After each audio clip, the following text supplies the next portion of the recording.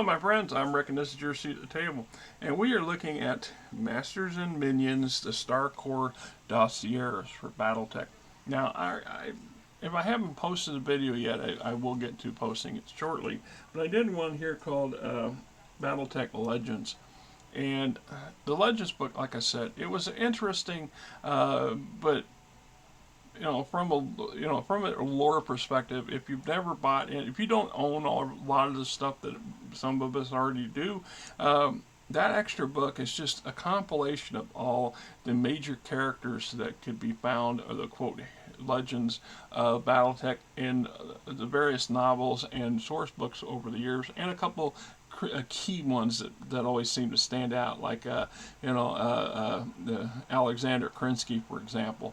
Yeah, he's a legend, right? But how he pertains to combat in the modern Battletech era is beyond me. But anyway, this on the other hand, this one I really got into, and I went back and I found myself going back and rereading some sections, and I expect I will do that again down the road, not too far not too far up the route.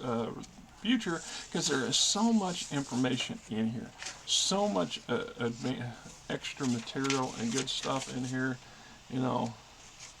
so I got some notes here.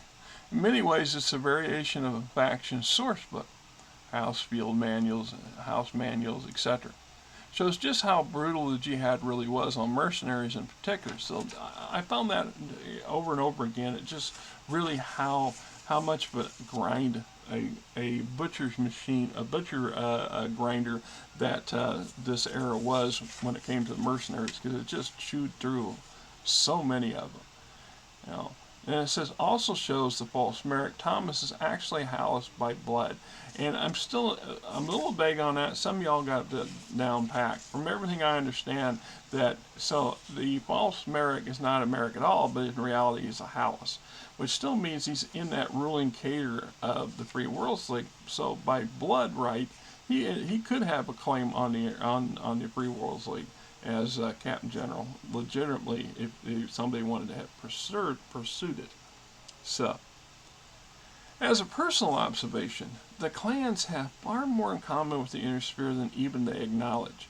For example, a never-ending obsession with power, position, and perception means that they, like the Inner Sphere factions, clan factions engage in near non-stop conflict on every level.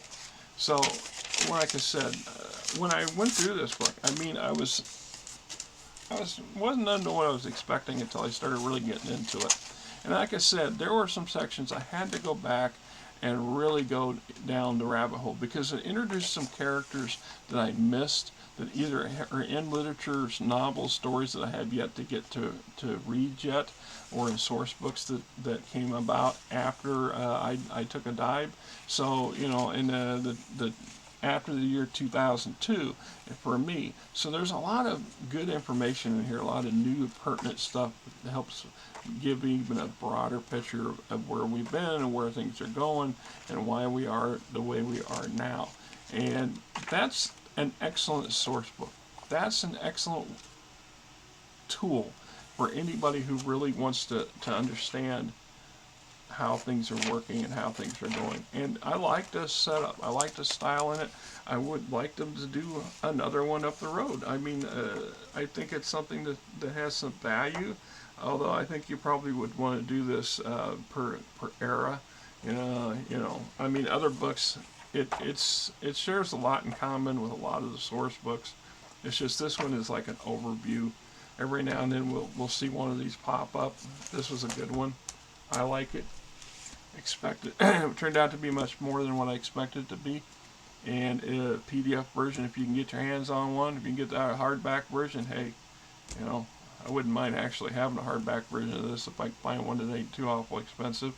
Of course, it won't be this month anyway. So, anyway, till next time, hope you guys have a great weekend.